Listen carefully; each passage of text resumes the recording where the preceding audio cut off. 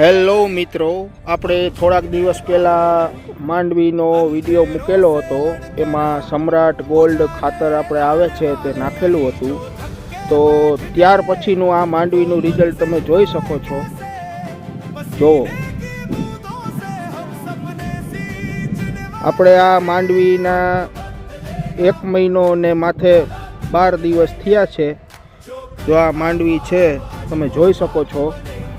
સમ્રાટ ગોલ્ડ ખાતરનું રિઝલ્ટ બહુ સારું છે. તો ખેડૂત મિત્રો, તમે વાપરતા હો તો વાપરજો, એમાં કાંઈ વાંધો નથી.